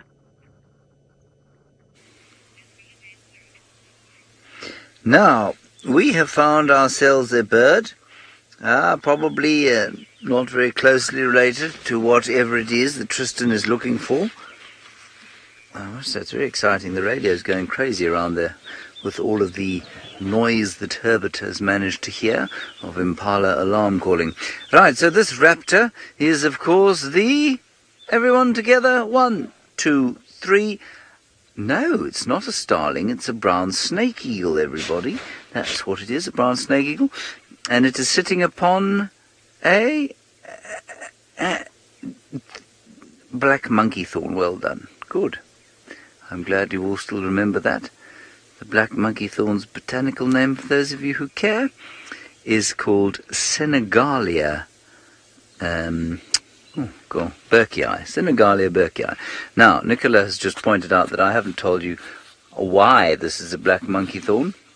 Well, I shall tell you now. Thank you, Nicola, for pointing out the deficiencies in my presenting skills. What we have is a tree with very small leaves and hooked thorns, which in this area means one of two trees. It's either a knob thorn or a black monkey thorn. Now the knob thorn's leaflets, I need to find one a little bit closer by in order to show you effectively. Oh, well done.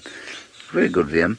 So there's a knob thorn, and you can see the leaflets. Let me get out of the car and stop being lazy. I'll go across to it quickly. Nicola, if you need to cut away because Tristan finds the magnificence, just do so. I shall forgive you.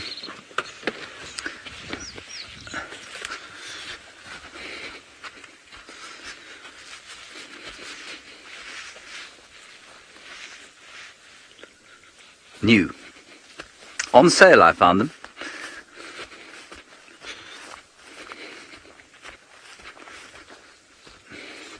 So let's look over here.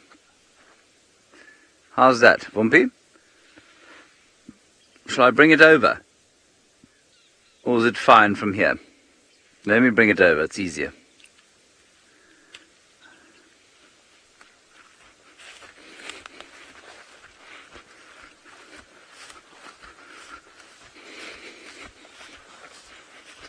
Alright, so what I have in my hand here is in fact one leaf, okay? Yes, one leaf. And it's called bipinnate, which means that it's split twice. So that is one leaf, and then the leaf is split into leaflets, and each of these into pinna, and each of the pinna has got leaflets on it. And what you find with the knobthorn is that each of the pinna, is this right? I think it's the leaf, leaflet and pinnae. Each leaflet only has between 2 and 4 pinnae on it, so between 2 and 4 of these things. Now on the black monkey thorn, which is the only similar looking tree, they can be sort of 8 or 10 on one pinna. And that's what that one is there. Got it? Yeah? Good. Excellent. And of course it used to be an acacia, but we're not allowed to say that anymore because the Australians have taken that name for themselves. And so now that one is Senegalia beckii, the black monkey thorn. Thank you. Let me plug myself back in so as not to incur the wrath of the final control. There we go.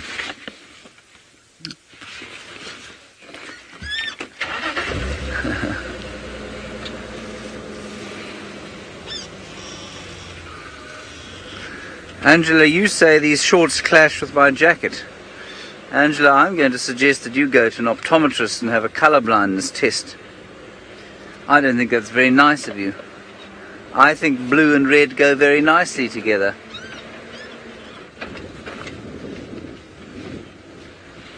I'm going to have to disagree with you, Angela. Huh. Can't even believe it.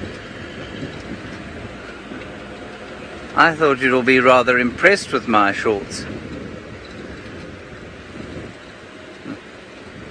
Yes, thank you. Right, well, I'm going to sulk about my clothing and Angela's comment. Let's go back to Taylor, who is very fashionable, of course, as are the lions she is with. I think the lions may win the fashion award. Anyways, we've repositioned. We've come around to where... What are we calling Dylan the other day? Leo Smith Jr. I think we'd given Brent's younger brother that name in camp. And, actually, no, it wasn't. Anyways. Anyway, so we came to where Dylan was watching, and he actually had a good spot. So, thank you to Dylan, not that you're watching. And we got some of the sub-adults. So we saw another 4 sub-adults. Craig, stop it now. Babe, I'm going to throw you out these lines. Can't stop laughing. And when Craig laughs, you and David are just as bad. When the two of you start giggling on the back of the car, I can't stop laughing either. It's a problem. Or Manu. Anyways. And basically, I've counted, from what I could see, I think there were 4 lionesses, and I've counted 8 or 9 sub-adults. But I don't know. So... it's so hard to tell in this tall grass. I mean, there could be a whole lot more and I've just missed them. But the youngsters all seem to be between 1.5 years and 2 years. Somewhere around there. I can't be exact, but they look fairly similar in size to the Juma youngsters. But very cool, though. And you can also see the Niala that they were feasting on. Well, there's not that there's much left of it. They've eaten the whole thing. This youngster's just using it as, well, a chew toy at the moment. And licking at it. Not really getting any flesh off of it, unfortunately. See, there's another one there. The youngsters weren't as relaxed as the adults are. They're a little bit jumpy with the vehicle. Now, obviously we've now can see clearly that the lions do enjoy antelopes of various kinds that we get out here. They're not particularly fussy. Adrian, no, lions won't actively seek out other felines, any other of the big cats to eat them. They might, if they pick up the scent, seek them out to kill them, to chase them away, because they're in direct competition. Obviously, a caracal is not in competition with a lion, but a leopard is, hyenas are, cheetah are, so they'll want to take out the other species, but lions typically don't eat other predators. Hyenas will eat absolutely everything. However, again, you can't say never, because the animals do whatever they want, and in desperate times, they'll break all the rules that we as humans have given them. And I always talk about that, the documentary where there's a male lion that eats a hyena. He was just desperate and so starving, and he came across a sleeping one, and, well, he didn't know if he was going to be presented with another opportunity. So he took it, and he ate it. So that's been documented before. I've never ever seen a lion eating another predator. However, we see leopards eating other leopards. That's been recorded quite a few times. However, when there's food available in the form of a buffalo, in the form of even a daker, which is a small antelope, they will take it. They will take a bird. They will take anything. But a bird for what pride of lions is not much fun. Oh yes, and the leopard with a cheetah. That was quite interesting. And that's also happened down in the Eastern Cape before, where a leopard has killed a cheetah. I think they tried to save it, but sadly no luck. It was on a small private game reserve. But very cool though. So any more suggestions? Can we confirm that this is the Torchwood Pride? It's an exceptionally big pride. I'm not familiar with the prides sort of south from here, so I'm not going to be able to help you much. It's a pity that Tristan didn't come here, because he would have been spot on, because he's just worked in so many of the areas around here, and he's been in the Sabi Sand for such a long time. He's seen lions come and go.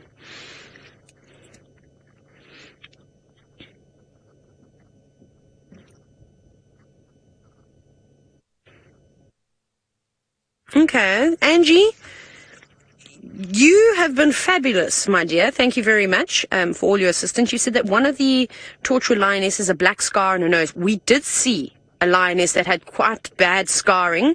Not a scar as like a scratch, but almost like a patch of black skin above her nose. So if that's an identifying feature of one of the lionesses, I've never seen that before. I think that you're right then in saying that this is the Torchwood Pride, and you've said that majority of them have sort of got that amber sort of coloured eyes, not to the extent of our beautiful amber-eyed girl, the Djuma Pride. She's like almost got a tinge of orange to them. They're so gorgeous. These are a bit more sort of brown. So there we go, and it would make sense. There's enough lions here to be the Torchwood Pride.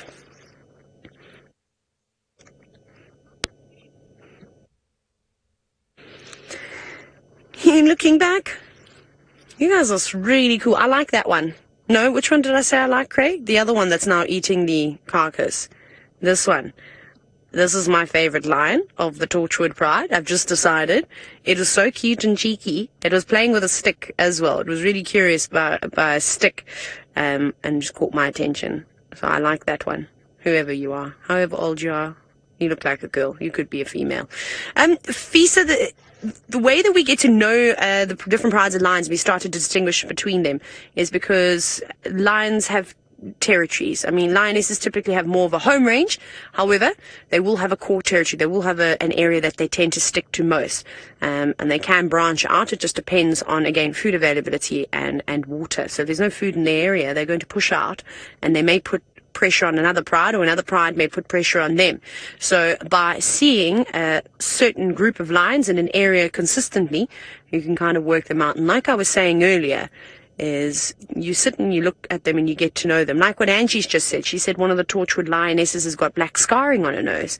And I've seen it. We'll try and reverse out of here, but we'll do that when we're off air, because it's a bit of a nightmare with the roof to get through all the thickets. So we'll do that next time. We'll go around. So that's how we sort of get to know them. And then you can use a spot pattern, whisker pattern. And otherwise, eye color, mix in ears. Like, for instance, my favorite example is the floppy-eared lioness of the Djuma Pride, who's got no floppy ear anymore. Sadly, she's had a tough start to her life. She had a bit of white muscle disease. Then she had mange. And because of the mange, her ear became quite swollen and flopped, which was quite cute. Maybe somebody can share a picture of floppy ear when she had her floppy ear. And then I just worked out that that was her. And we also loved her because of her spunky personality. She's a feisty girl, that one. So yeah, that's how we do it. We get to learn. Every animal has got a different personality too. So you can start to pick that up if you spend enough time with them.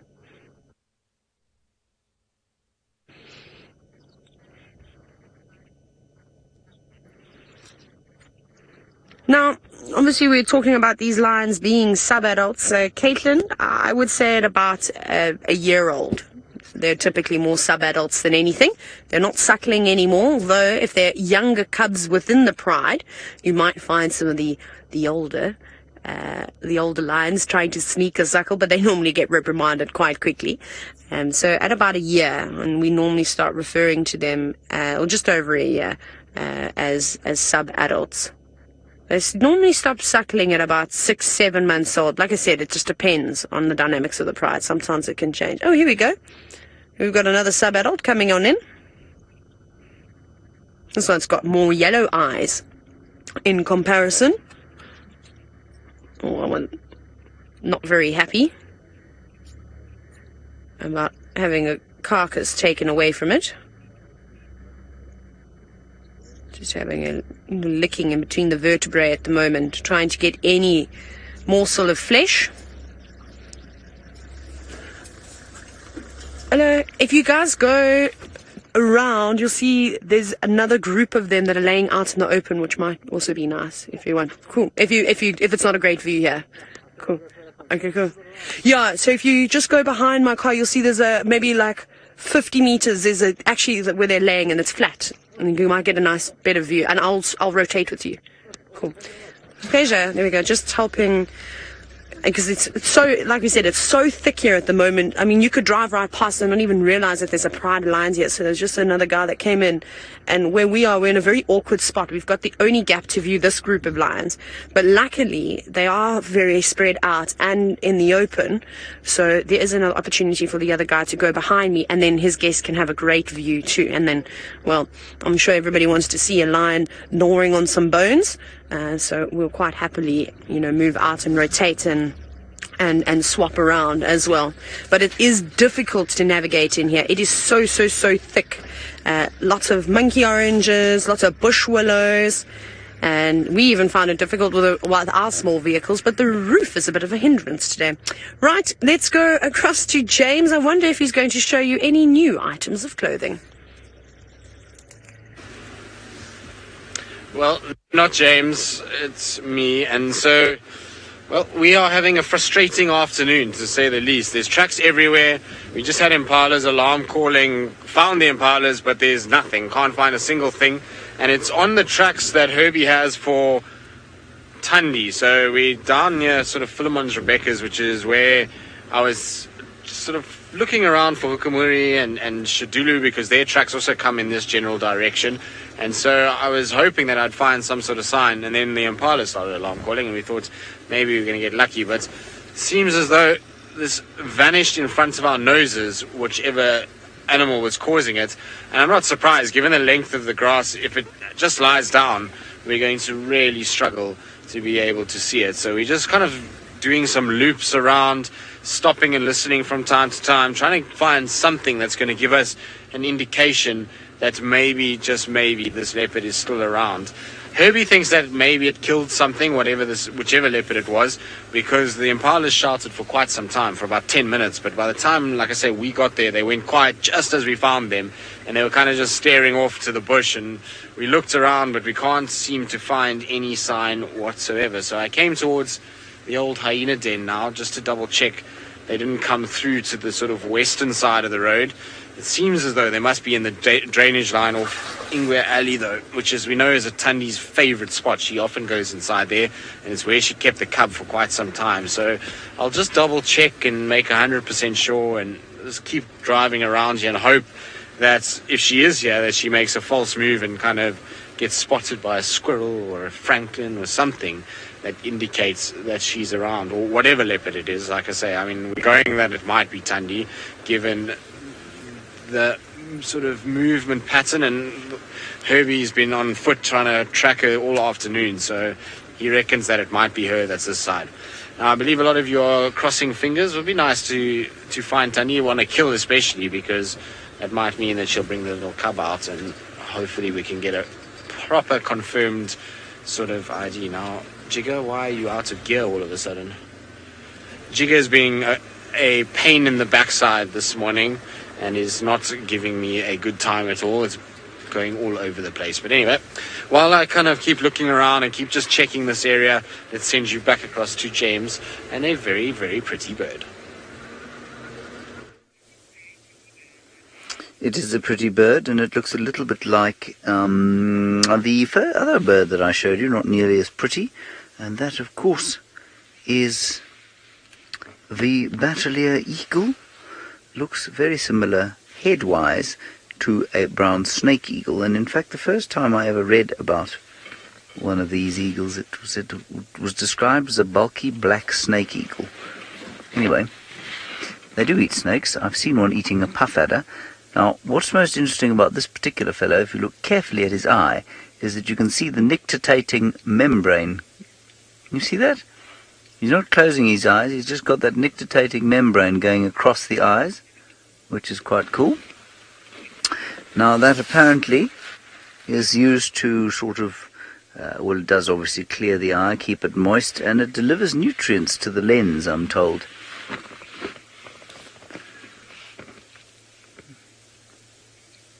Isn't he wonderful? He's got a sort of, he looks a little bit like Eggsy, who is our editor, sometime cameraman, in his big black hoodie. I wonder if Eggsy would like, is happy to be compared with a batelier. Oh, he's not in the room. He won't know that I've compared him and his hoodie to this batelier.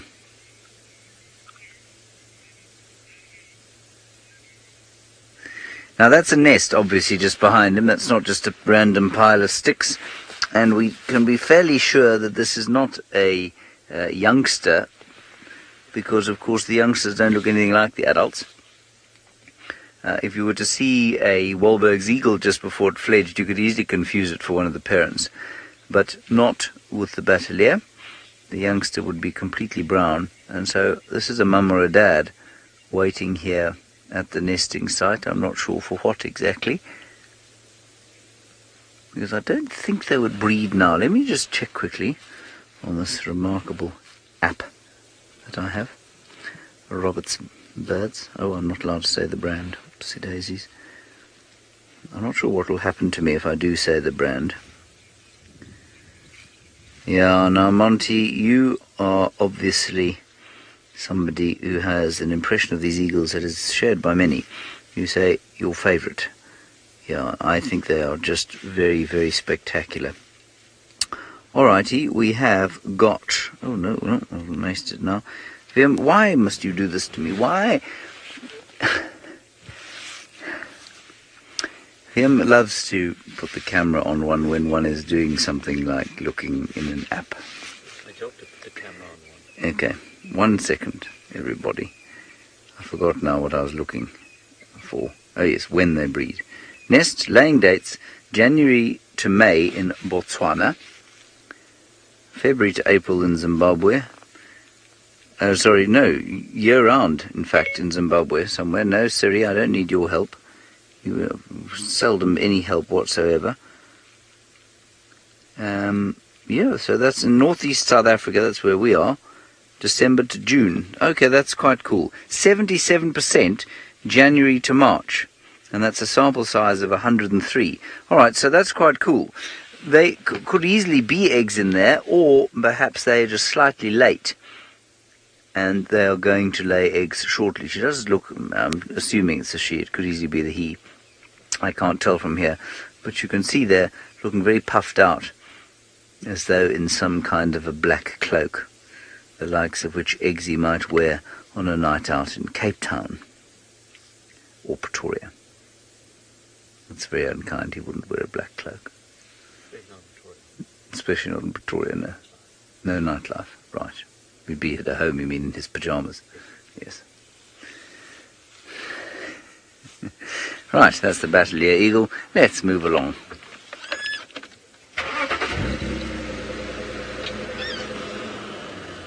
Now we've come into the area round about where Tingana was yesterday. You do have a question? Is it about the batelier? Not about the batelier, we'll carry on.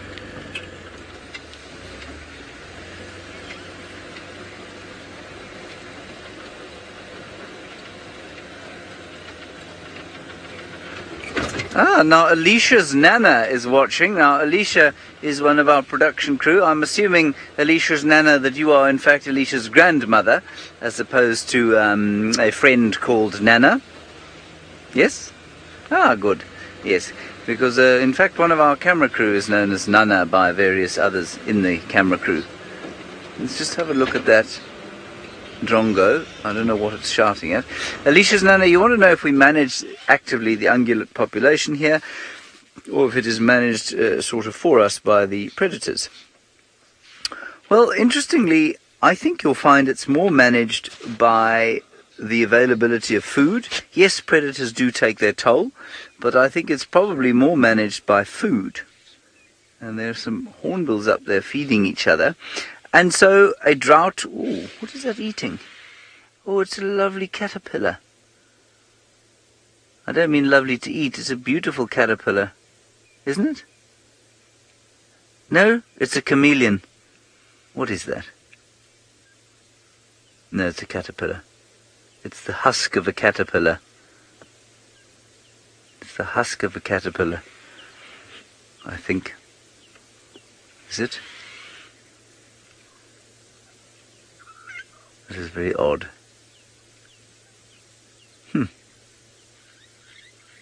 Yeah, I think it's the husk of something like a lunar moth caterpillar. Anyway, sorry. Alicia's Nana, back onto the ungulate population. Let's go to the Mara. It's a much easier way to describe, or, I've got sort of tangible evidence and numbers for that area.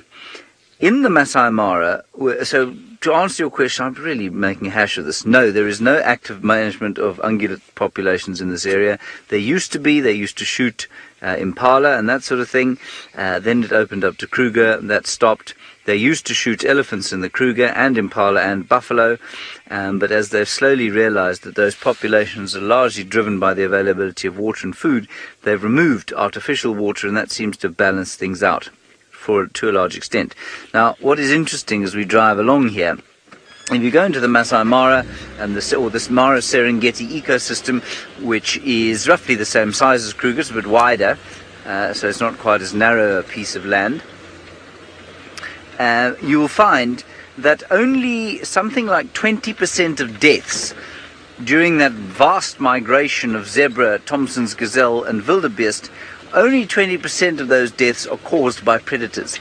The rest are caused by disease, old age, fighting, sometimes injury, and general infirmity.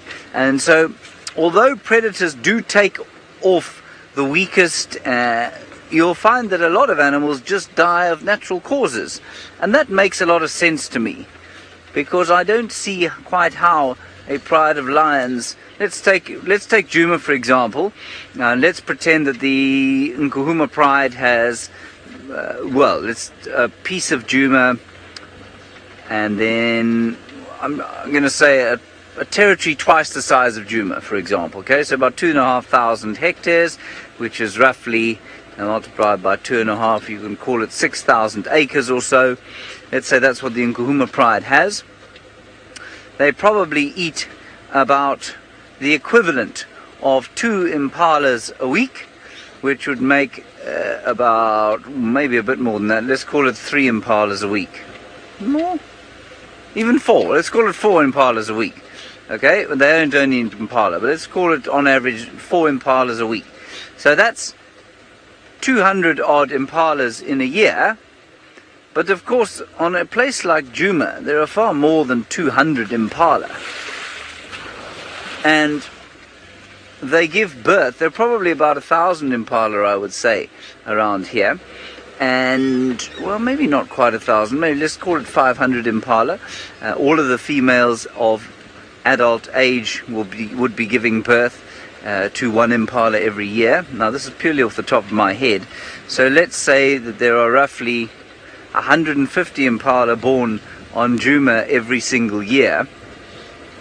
And so if the lions were only eating impala, yes, maybe they may make a dent on the population, but of course they're eating all sorts of other things as well. They're scavenging, they're eating buffalo mainly, that's mainly what they're eating out here. They're also eating zebra and kudu and Niala, like the ones you saw there. So, while they do make a dent on the population of the ungulates, I don't believe that they eat enough to actually control or sort of destroy the population of ungulates. Quite interesting? I think so. Ungulate populations are hugely affected by what they have to eat and the amount of water that there is for them. I hope that helps you, Alicia's Nana. You'll be pleased to know, Alicia's Nana, that Alicia did her exercises today. She and Geraldine did their exercise together, so you'll be pleased to know that she's in good health and looking after herself, not allowing herself to go to seed, as it were.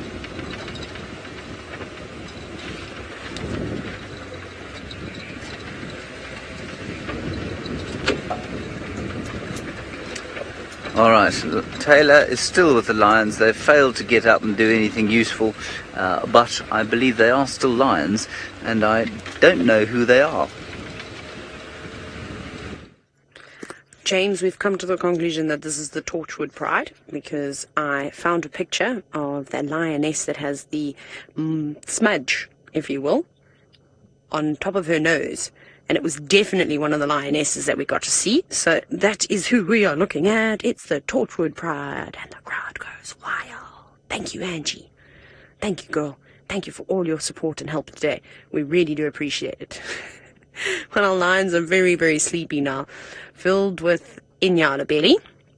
And I have a crisis on my hands at the moment. I'm very stressed out.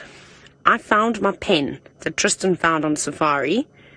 I've now lost it since finding it, which is very upsetting. And then I can't find any of my other pens that I thought I had in my room. I don't know which suitcase they're in, so that's what I'll be doing tonight, just trying to find a pen. Anyways, woe is me. But here we are. We're not going to be able to stay with these cats for too much longer, unfortunately. We've got very, very limited views of them, as you can see, and also there are other people that want to come and see them. Now, something that I've noticed from Lamara, from Zambia, and of course from South Africa, and in the greater Kruger area, Nikki, the wind just took that name straight off of, there we go. I'll get to where I was going with that. Now, I was trying to just weave this into conversation, and then I went and forgot Gabrielle's name. Sorry, Gabrielle. So Gabrielle is going to answer your question then. What I've seen is that typically 4 to 5 females seem to be a common number within a pride, and then of course they have the youngsters as well.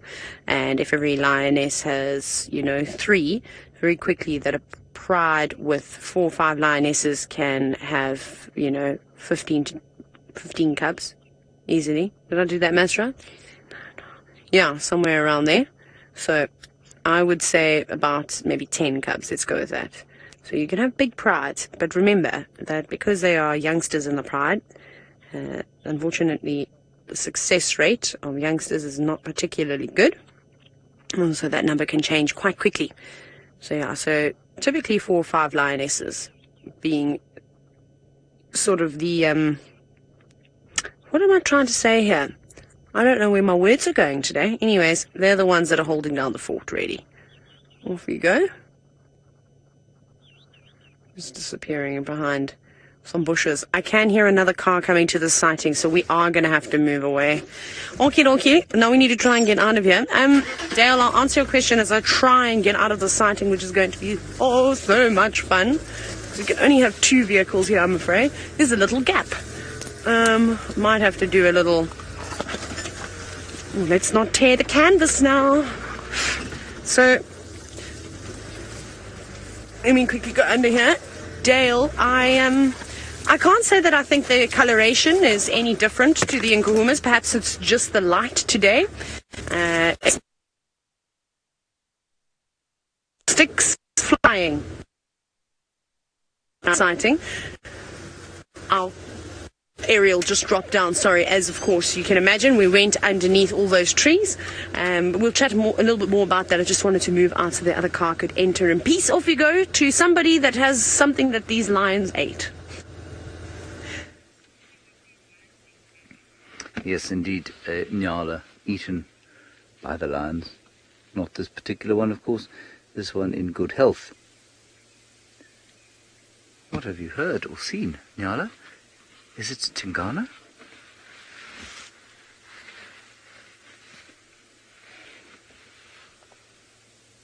Smelling, listening, looking.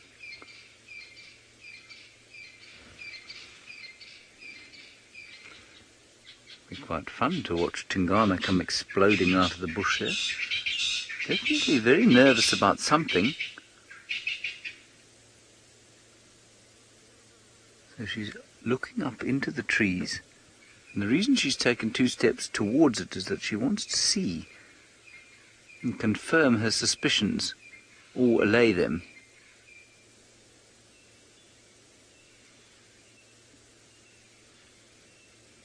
Let's just give her a second. She will alarm call as soon as she sees something. And the alarm call will sound like a sort of bark.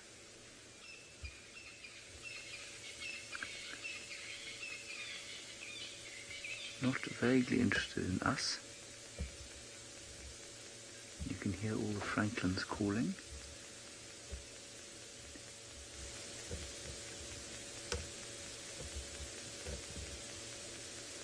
Otherwise it's very quiet out here.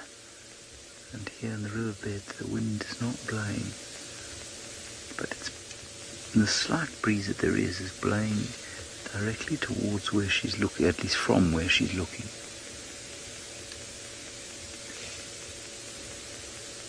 I think she's trying to smell now.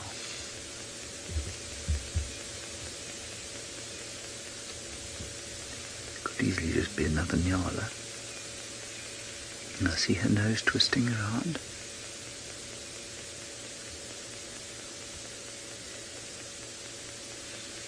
And even at this distance, for a leopard to come bounding down the bank, you have very little chance of getting her. She'd explode away at such a speed. So it'd have to be closer, and that's why she was prepared to take 2 or 3 more steps up towards the bank. Now she seems to be relaxing slightly.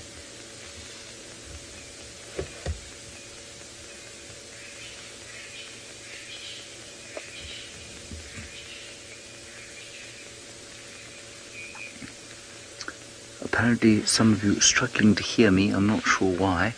Just check my microphone. That's in the right place. Liam, are you struggling to hear me?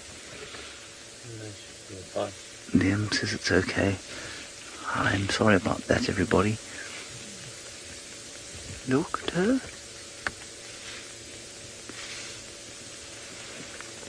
I'd love to move forward and try and see what she's looking at, but I don't want to disturb anything that's happening here.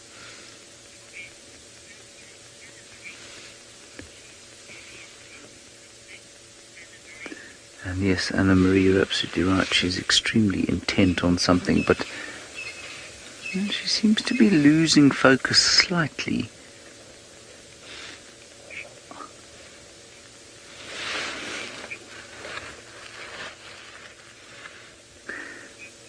Gizmo, you say that it would, and I quote here everybody, scare the poo out of you were a leopard to leap out of the bushes here.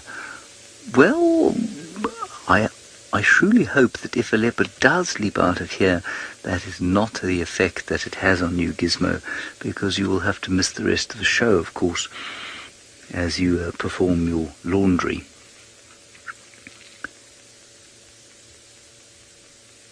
But of course that is a totally natural response to a massive shock. The bowels loosen, and that's basically to get rid of weight, interestingly enough. Now Nikki, you say how often do we actually see a kill? The answer is not very often, especially in this area. We see it quite a lot in the Mara, where it's a bit more open, and in the migration season. I mean, I think Fergus and I one evening had 6 kills in 20 minutes. So that was insane. But normally out here, you know, the bush is so thick that we don't see it very often. If you find buffalo being attacked by lions, then you'll watch a kill. And that can go on for a long time. But a lot of it happens under the cover of darkness as well. Now, I just heard the odd little sort of almost twig break up here. It could have been a bird flitting about. Could have been a leopard, you know, sticking his head down. Tingana, are you here? Let's just wait a few seconds here.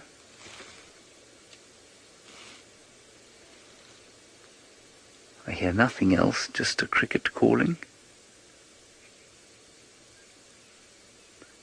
And the go-away bird going, wah.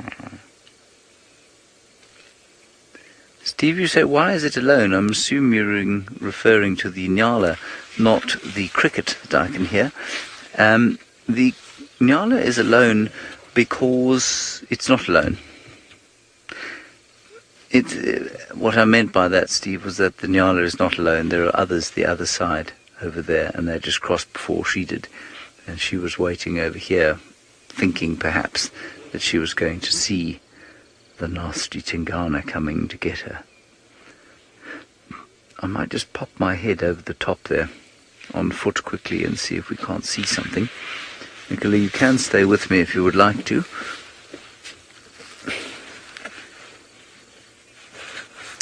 No, we're not. We're going to go back across to Tristan, where I believe frustration levels are starting to ramp up remarkably.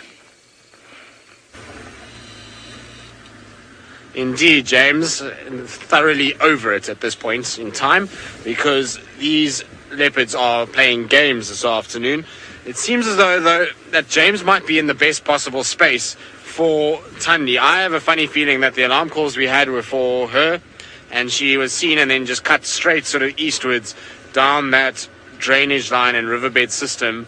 And unfortunately, Jigga doesn't really get much signal in that area, and so it's better for James to check, and I think James actually might be on the money where he is. Hopefully she pops out somewhere that side. So I've just been doing loops around, stopping, listening, driving, stopping, listening, but nothing that we can hear. It's gone so quiet since those Impalas alarm called.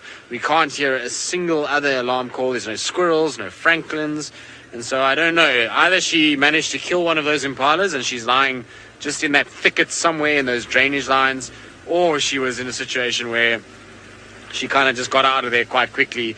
And given the length of the grass at the moment, if you're not there at the time the Impalas see her, and that you actually can see exactly where they're shouting, the chances of finding her is very...